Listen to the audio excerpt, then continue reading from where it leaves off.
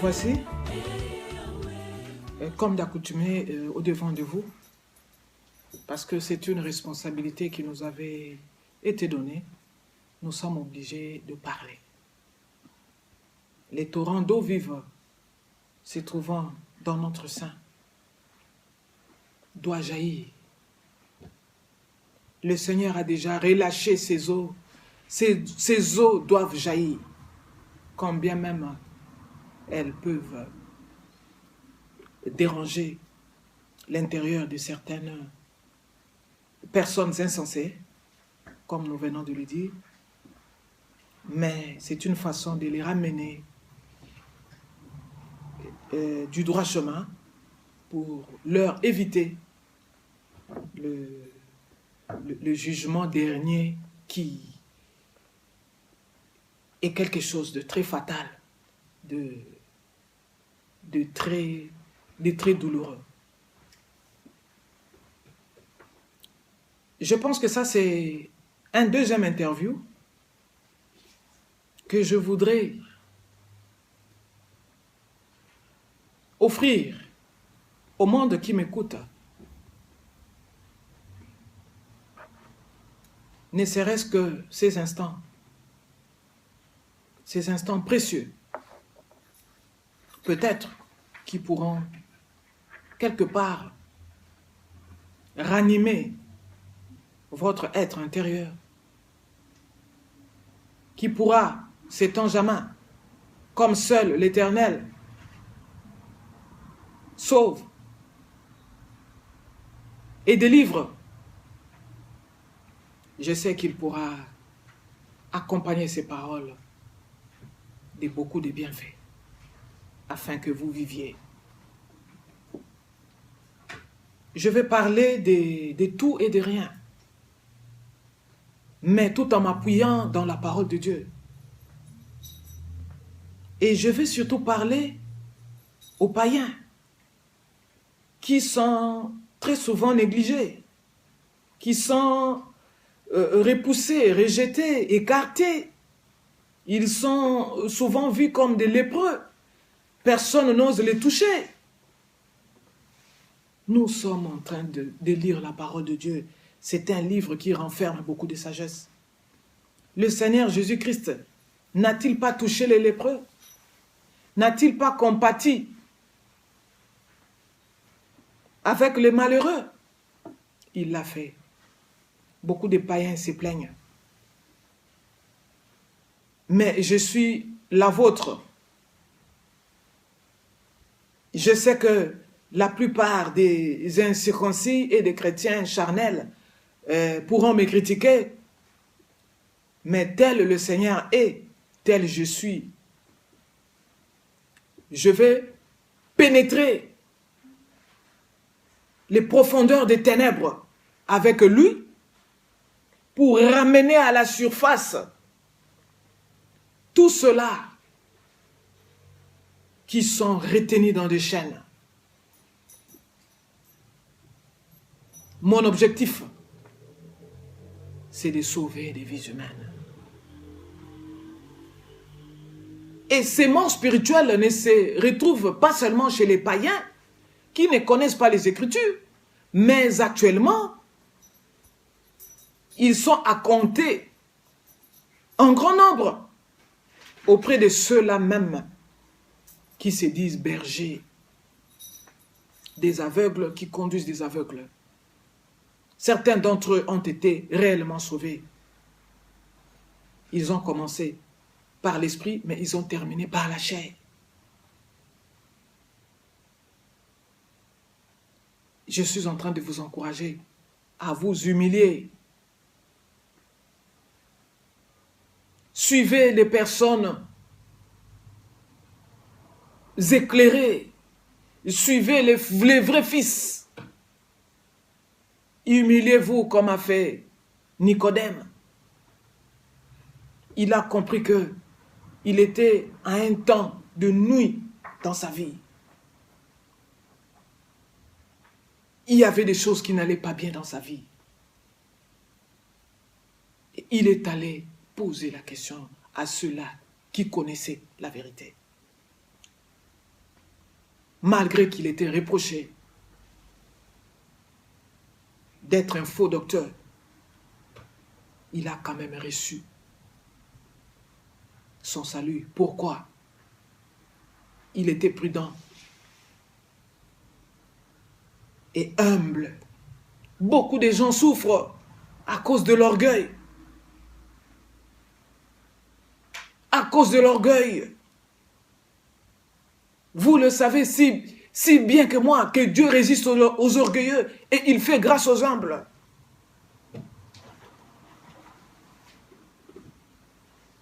De temps en temps, se parler est très important. Il y a un seul point pour cette interview. Nous allons parler sur la divinité de Christ. Lui qui est la seule personne la plus importante de l'Église. Nous tous qui restions sommes des ouvriers travaillant avec lui. Nous sommes moins importants. Certains doivent arroser, certains planter. Et seul lui fait grandir dans le cœur. Seul lui qui reste le grand enseignant. Le grand enseignant, nous enseignons par le Saint-Esprit.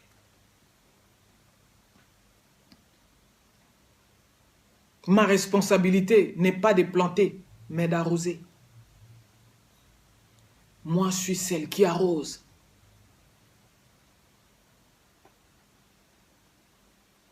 C'est pourquoi vous entendez la parole qui sort et qui sortira sans cesse. Je vais arroser vos cœurs de la parole de Dieu jusqu'à ce que les marteaux qui frappent dans votre corps, le feu qui brûle dans votre cœur, fassent de vous un enfant de Dieu. Voilà ma mission principale. Gagner des âmes à Christ. D'où ce travail ne se fait pas sans puissance. Je sais que vous êtes combattus, vous qui dites la vérité. Mais la vérité est incontournable. La vérité est une personne vivant avec vous tous les jours, marchant avec vous tous les jours. On ne peut se contourner de la vérité. Nous sommes obligés de dire la vérité. Si le monde te rejette à cause de la vérité, tu es un aigle. Les aigles ne volent pas en troupeau, l'aigle vole seul. J'ai encore relevé mes bras. Prenez la position d'envol. Envolez-vous vers des sphères élevées. Vous n'êtes pas comme tout le monde. Vous êtes mis à part pour Dieu. Refusez d'être esclave des hommes. Vous êtes esclave de Jésus-Christ. Et votre récompense sera grande à cause de votre fidélité. Où iriez-vous? Car nous n'avons pas deux chemins. Un seul chemin mène au Père. Raison pour laquelle nous avons intitulé cette interview « La divinité de Christ ». C'est un nom qui est d'abord un nom mystérieux. On parle de Christ en tant que le mystère de Dieu. C'est d'abord un nom mystérieux dont il faudrait ne pas s'amuser. J'encourage les païens qui se sont mis vraiment de côté concernant les aventures autour du nom de Jésus-Christ. Parce que le jugement des païens, c'est Dieu seul qui le fera. Mais les chrétiens charnels qui sont assis dans des églises sont dans une position plus dangereuse que les païens même. Les païens, la plupart ne blasphèment pas. contre le nom de Jésus-Christ pour dépouiller les gens, pour escroquer les gens.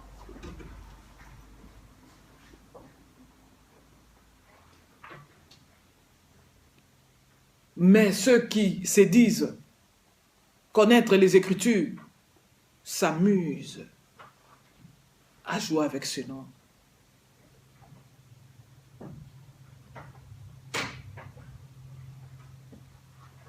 On ne cite pas le nom de Dieu en vain.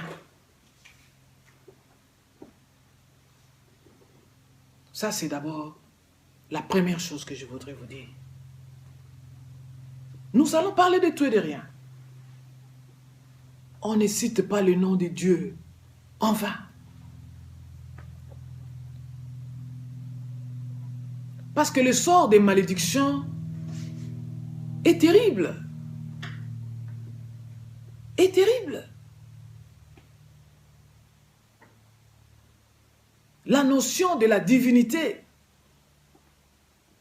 La Bible nous dit à plusieurs reprises que Dieu est grand. Dieu est grand. Toute la terre ne peut pas le contenir. Fort et redoutable.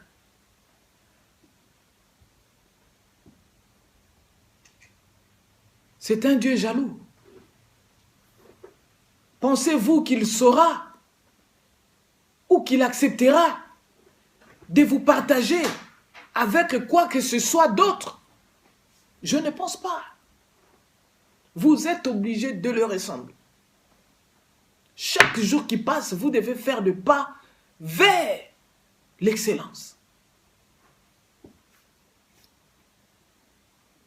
Et le Saint-Esprit est là pour nous aider.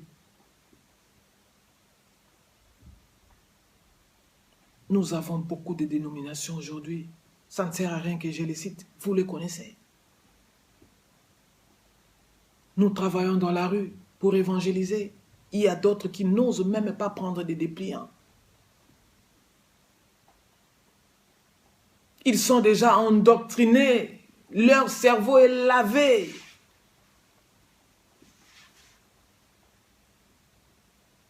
La fausse doctrine est condamnable. Dieu n'est pas dans la religion. Et la plupart des coutumes ancestrales sont diaboliques. L'ennemi passe par ces coutumes pour écarter les hommes de la voie de Dieu.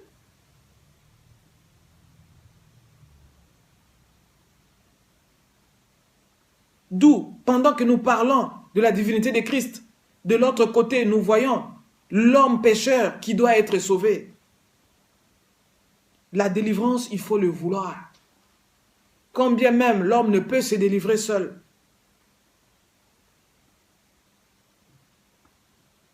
Étant donné que personne ne peut venir à Dieu si Dieu ne l'appelle. Le Père doit vous appeler. On ne peut pas approcher Dieu par sa propre volonté. Les choses de Dieu ne dépendent pas de celui qui court, ni de celui qui veut. Beaucoup de gens veulent servir Dieu, mais Dieu ne veut pas qu'ils le servent.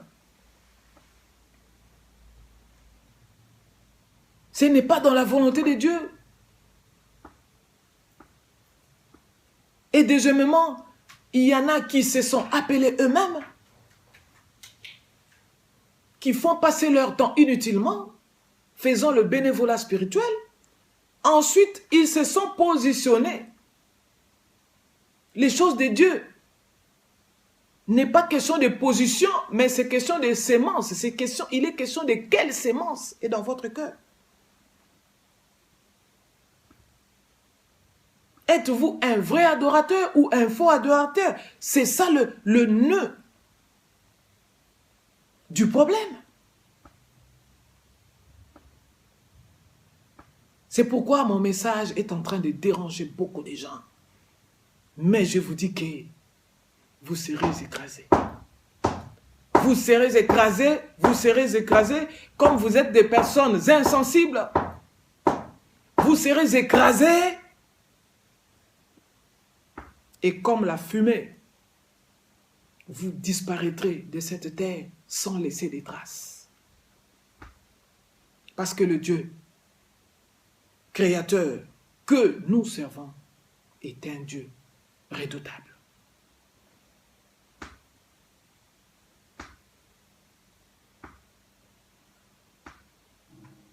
J'ai pitié, une pitié mêlée de crainte pour ces personnes. Comment pourront-ils nous approcher étant imbibés de saleté? La parole de Dieu nous nettoie. Nous sommes nettoyés, purifiés, sanctifiés.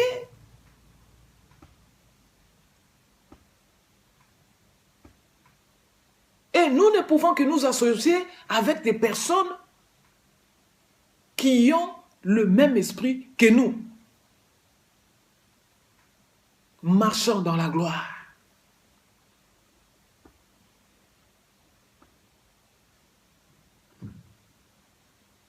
On ne peut pas tricher sur ce chemin. Ce chemin est étroit.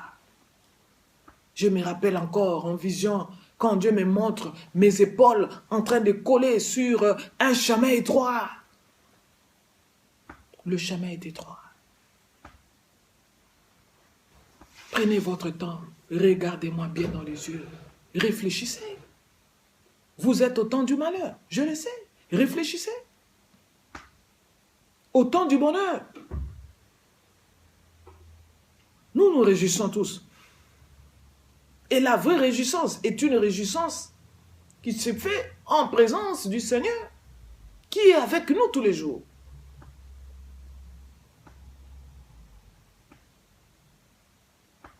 Un seul chemin, qui est une personne. Nous ne cesserons de suivre la foi de nos aînés dans la foi que je remercie.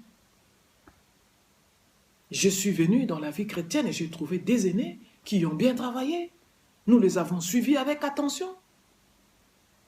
Des aînés dont je tais les noms, mais au moment opportun,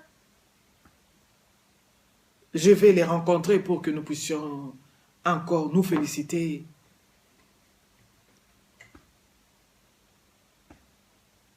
Cet échange demeurera. Je viens vous apporter ce que le Seigneur a déposé en moi. Et moi aussi, j'ai reçu ce que le Seigneur a déposé en vous. Et voilà cette diversité de grâces qui fait la beauté et la richesse de notre Créateur.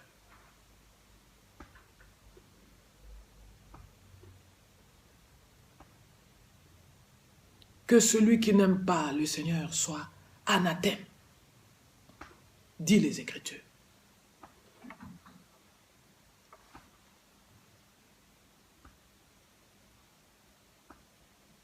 Le Seigneur m'a fait sentir la dureté du brisement des liens sans une puissance supérieure à la puissance qui vous maintient dans l'esclavage des péchés. Vous ne saurez sortir de là. Vous ferez des choses qui ne sont pas dans votre volonté. Et en ce moment, l'ennemi est content. L'ennemi est content. Mais comme nous avons un Dieu miséricordieux, compatissant, lent à la colère et riche en bonté, je pense que votre temps viendra où le Seigneur vous appellera aussi. Et il marchera avec vous.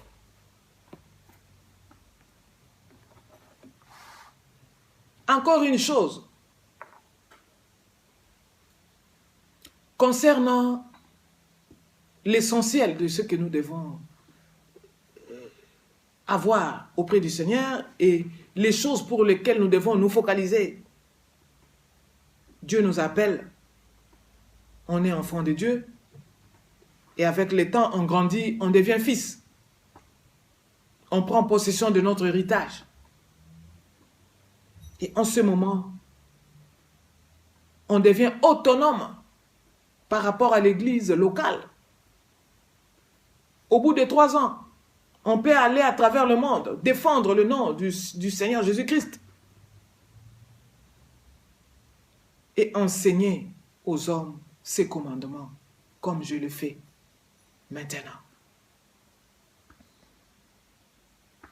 Il nous dit d'aller, de faire de toutes les nations ses disciples. Mais jusqu'à présent, il y a la plupart de mes bien-aimés qui sont encore les fanatiques des faux bergers, les fanatiques des faux docteurs, au lieu d'être fanatiques, disciples de Jésus-Christ. Ils passent leur temps tout autour du pasteur, aveugle.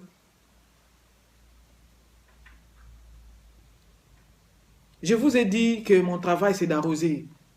Je suis une prédicatrice de la parole de Dieu. Je vais vous arroser aussi à travers la chanson. Je fais mon service.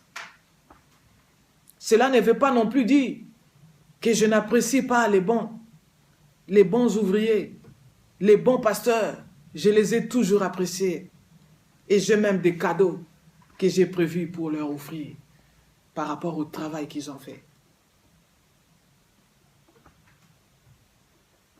Mais je suis un peu désolé pour certains qui ont été oints et dont le Seigneur a étendu les tentes. L'église a grandi, mais le berger veut beaucoup plus sa propre vie. Il refuse de perdre sa vie. La Bible nous dit que celui qui acceptera de perdre sa vie la retrouvera. Mais quiconque veut garder sa vie la perdra. C'est Dieu qui donne les standards. S'il voudrait que tu meurs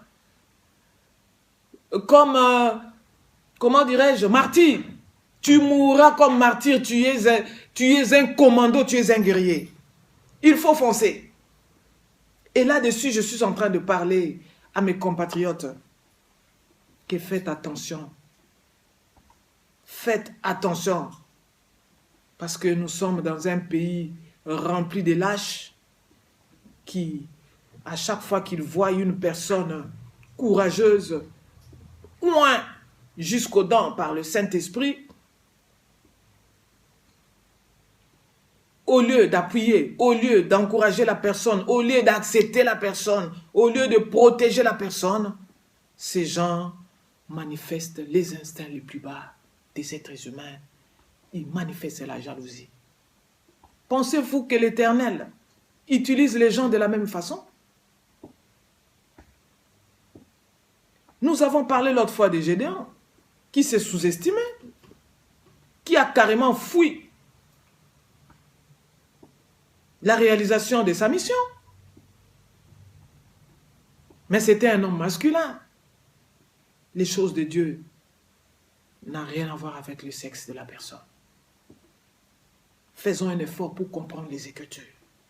Sinon, la plupart des hommes masculins n'hériteront pas les royaumes des cieux. Nous nous complétons dans la vie.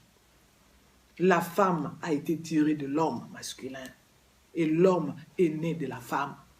C'est la complémentarité. C'est 50-50. Seul Dieu est important. Ne vous mettez pas à la place de Dieu.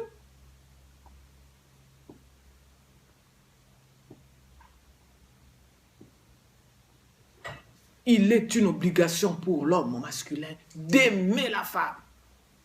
Ce que la plupart n'arrivent pas à faire.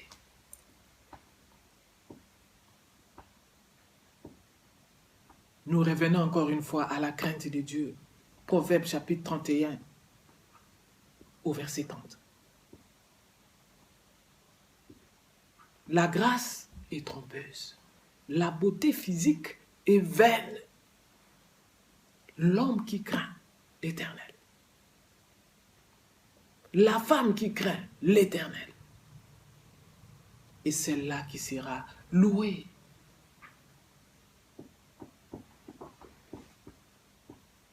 Ça, c'est un message que je lance à mes aînés, pasteurs, dans mon pays respectif. Ils le savent. Ils le savent.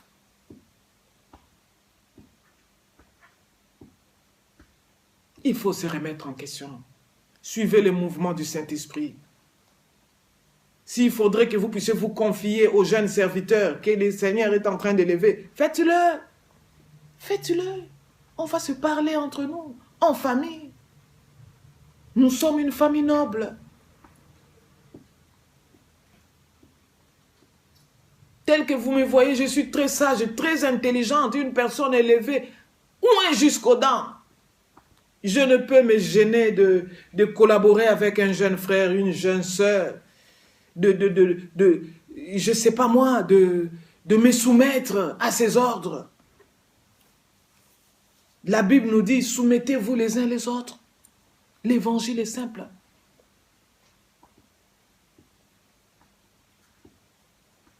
Démontrons cette grande intelligence.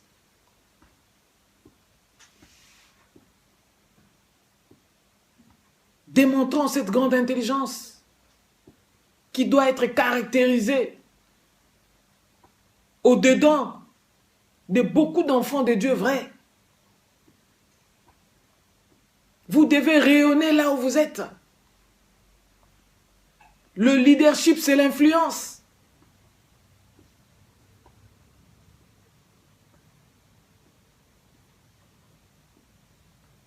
Vous avez suivi la catastrophe qui s'est passée. 750 morts, 800 blessés. Vous pensez que c'est pour rien? Un mouvement qui s'est fait vers l'Europe. Une affaire de 12 000 personnes. Suivez le mouvement de ce qui se passe. La globalisation, oui. Mais nous sommes en train de suivre le mouvement spirituel. Nous ne pouvons pas laisser les vies humaines se perdre. Sinon, les sangs de ces gens-là va retomber sur notre tête. Nous qui avons reçu la mission salutaire de faire de toutes les nations les disciples de Jésus-Christ.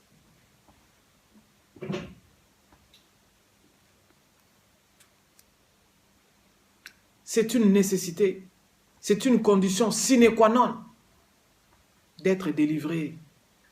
Sinon, si vous ne le faites pas, quelle que soit votre beauté physique, quels que soient vos grands trésors, quels que soient vos diplômes, votre niveau intellectuel, quelle que soit votre position, vous êtes tout à fait néant. Vous êtes rien du tout. Sans Jésus-Christ, vous êtes rien du tout. Rien du tout. L'ennemi peut vous déchiqueter comme il veut. Mais avec nous, il a osé le faire. Il n'a pas pu. Parce que la rapidité que nous avons avec la présence de l'armée céleste, avec la présence de lui-même, le Tout-Puissant, les hommes rusés de la terre sont en train de vivre des événements. Des événements hors du commun. Ils ont osé une fois m'enfermer dans un endroit où il y avait des cadavres entassés. Ils ont refermé brutalement la porte comme s'ils voulaient m'attraper dans leur filet. Et ils ont refermé la porte rapidement et l'endroit s'était obscurci. Et au même moment, je suis ressorti de l'autre côté. Une autre porte s'était ouverte à la minute d'après.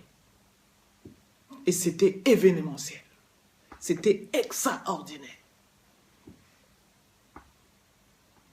En finnois, on le dit « Uskomantota ». Voilà pourquoi les autres nous appellent Belzéboul, comme notre maître. Je suivis un de mes frères au pays, c'est un artiste musicien mondain, qui qui se voyait à la ressemblance de son maître. Et le Seigneur parle à travers la plupart des païens. Mais les gens qui sont aveuglés spirituellement, marchant avec la cécité, la surdité, l'infirmité spirituelle, ne comprennent pas.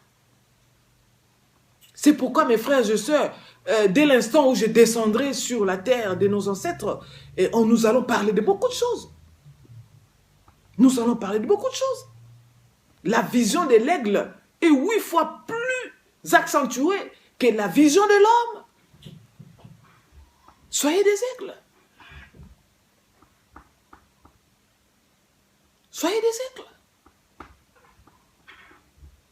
Nous avons tout à l'heure parlé d'un oiseau qui s'échappe du piège qui est mis au devant de lui. Et pourquoi pas toi, un homme, fait à l'image de Dieu?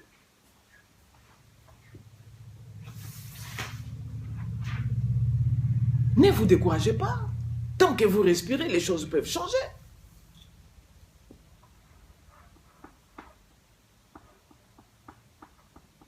Défendez-vous. Cherchez, vous trouverez. Continuez à chercher la vérité comme on cherche un trésor. Acceptez même de dépenser de l'argent pour avoir cette connaissance afin de sauver votre âme.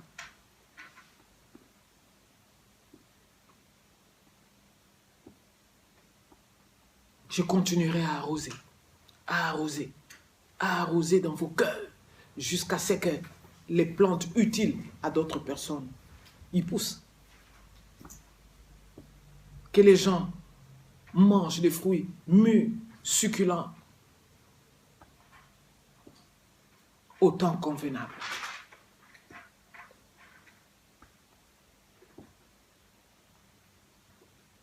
Cessez de courir pour le positionnement. J'ai vu des gens courir. Oh là là là là là là. C'est une façon de tournoyer autour de la montagne. Tant que Dieu le Père ne vous a pas appelé, c'est encore un passe-temps. C'est encore un passe-temps.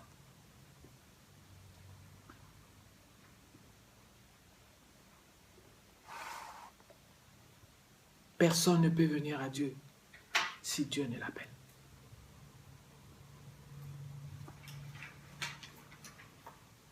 Nul ne peut s'accaparer la gloire de Jésus-Christ. Il est strict là-dessus. À lui seul, la gloire, l'honneur, la richesse, la louange et l'adoration.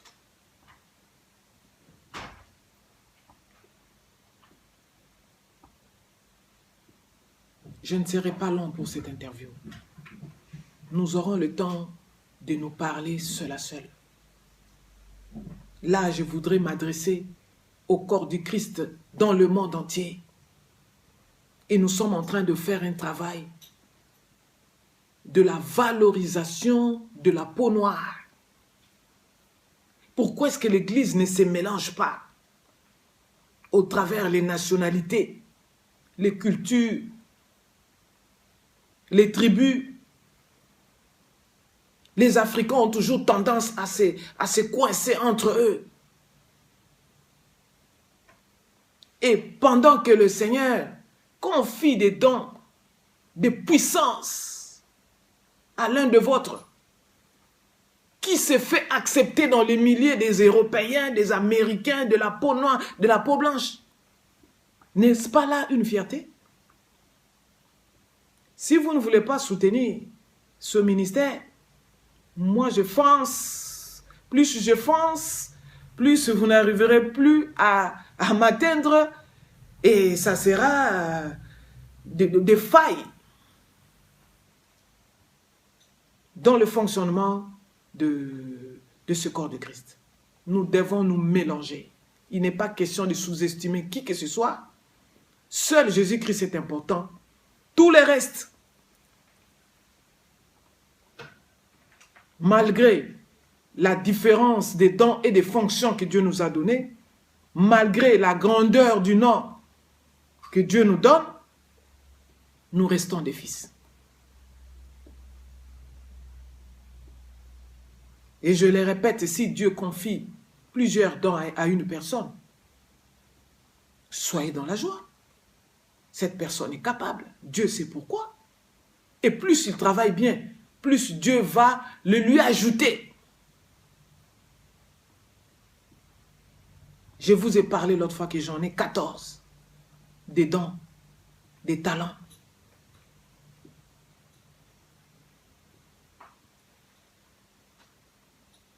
Dans plusieurs domaines différents. Accélérez la fructification de tout ce que Dieu vous a donné.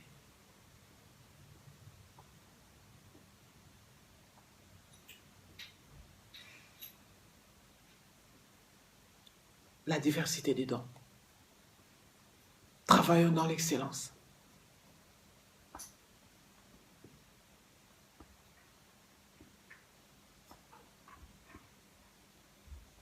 Et une chose, pour vous dire que Dieu est amour, son être est lié à l'amour.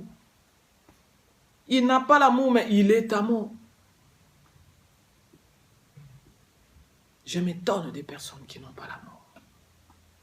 Ils sont bizarres, ils sont bizarres. Ils sont grotesques. Ils sont extravagants.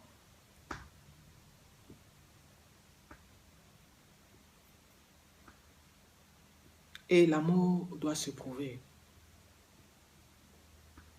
Les gens doivent arrêter cette histoire des théories.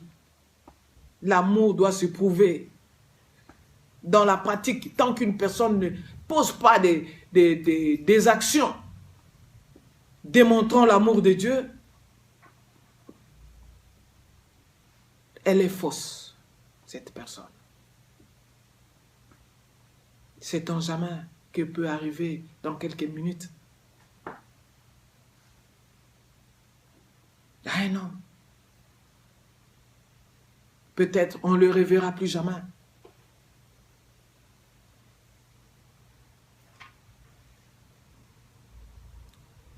La malédiction est quelque chose de très grave. Pour ça, je vous confie de suivre le livre de Deutéronome, chapitre 28, à partir du verset 15 jusqu'au verset 68. La liste des malédictions est tellement longue par rapport même à celle des bénédictions. Et ce qui est grave, c'est que la dernière phrase de la liste de cette malédiction nous dit ceci. Je vais lire ce chapitre, ce verset, pour vous dire combien vous pouvez être tellement souillé par le péché, par l'ennemi, de sorte que plus personne ne saura vous désirer. Vous devenez indésirable. Et l'Éternel te ramènera sur des navires en Égypte. Et tu feras ce chemin dont je t'avais dit. Tu ne les reverras plus. Là, vous vous offrirez en vente à tes ennemis. Parce que vous êtes maudits, vous allez vous offrir en vente à vos ennemis. Vous-même, vous vous offrirez en vente. Comme esclave et comme servante. En tant qu'Église, nous sommes des servantes de Dieu. Vous allez servir l'ennemi. Vous serez esclave du diable. Et il va vous torturer comme il veut. Ensuite, il n'y aura personne pour vous acheter. C'est ça la phrase qui m'a beaucoup tiqué. C'est bizarre. En quelque sorte, personne ne voudra de vous. Personne ne voudra de vous. Et lui-même, le diable, qui l'aime? Ceux qui ont réellement la sémence de Dieu ne peuvent l'aimer. Quelles que soient les choses qu'il peut présenter à nos yeux pour nous séduire. Nous ne pouvons l'aimer. Le Seigneur m'a posé la question l'autre fois. Qui allez-vous voter? Je mets deux choses au devant de vous. La vie et la mort, la bénédiction et la malédiction. Il nous a proposé de choisir la vie. Comment n'arrivez-vous pas à choisir la vie? Ensuite, ceux-là qui font semblant de ne pas voir ce qui se passe autour de nous. À tout moment, voilà, il suffit de regarder même une vidéo de la musique mondaine. Les gens pensent que tout de suite, on renie Christ. Ça, c'est faux. La Bible nous dit clairement que Dieu met devant nous la vie et la mort. Pas derrière nous, mais c'est au devant de nous. Nous voyons la vie, nous voyons aussi la mort. Ce n'est pas le fait de voir quelque chose de mondain peut signifier que nous devenons des pécheurs. Non. Nous voyons la mort, nous voyons la vie, mais nous choisissons la vie. Sans pour autant pratiquer ce que pratiquent ces pécheurs. Nous allons les sauver comment? Si nous n'allons pas vers eux. Nous irons vers eux, leur annoncer la bonne nouvelle, leur montrer la direction à suivre, sans faire ce qu'ils sont en train de faire. Avançons quand même. La Bible nous dit que mon serviteur tombera 7 fois, je les relèverai 7 fois. Dieu peut te relever quand tu tombes. Mais un enfant de Dieu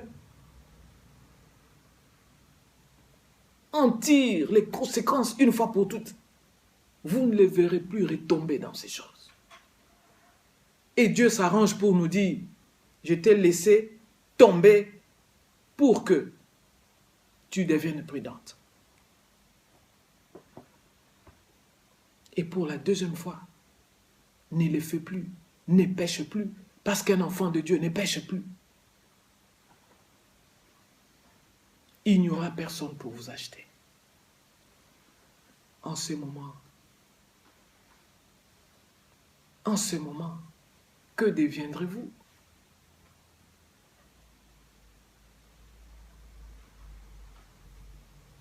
Vous êtes un enfant de Dieu. Ne déshonorez pas le Seigneur Jésus-Christ